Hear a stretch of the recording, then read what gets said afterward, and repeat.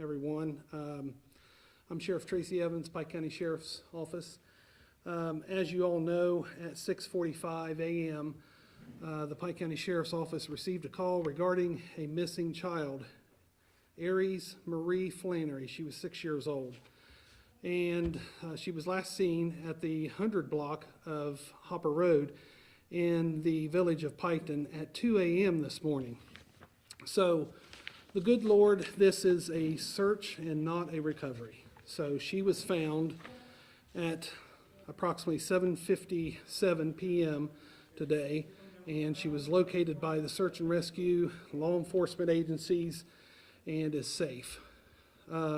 She is now being medically assessed due to the numerous hours of being exposed to the weather elements. I am extremely proud of the hard work of all of the agencies that came together to search for this little girl. They worked tirelessly and with the hopes of safe reunification.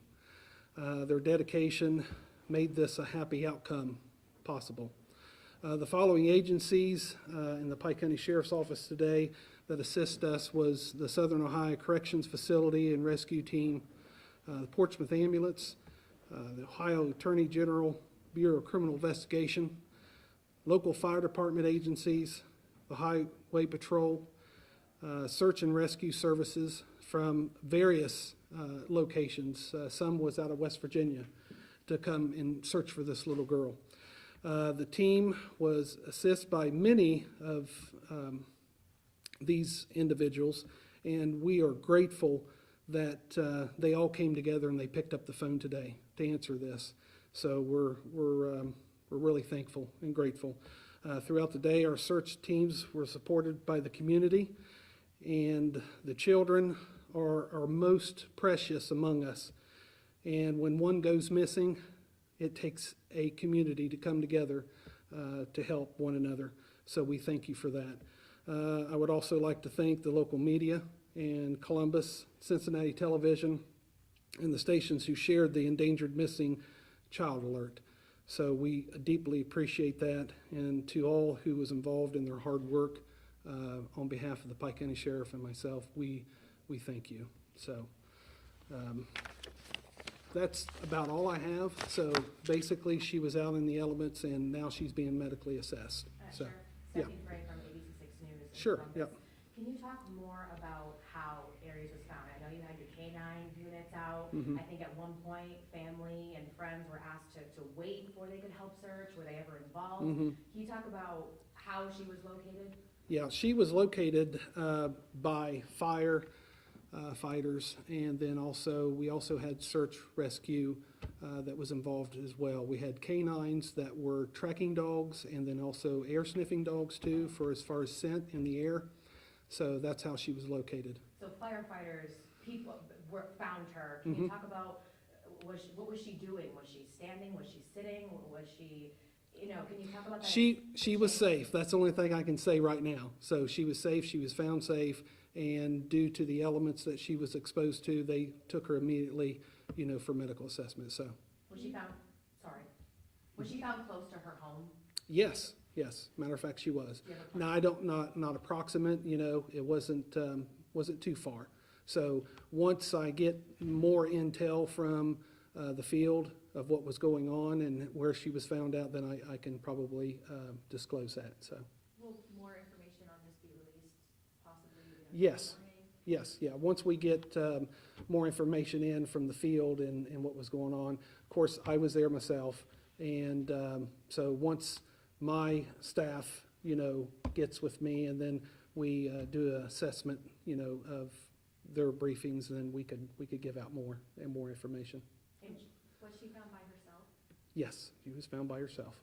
And Sheriff, we were also, we caught wind from neighbors that her family home was taped off, and her father and family members were being questioned. Can you confirm that?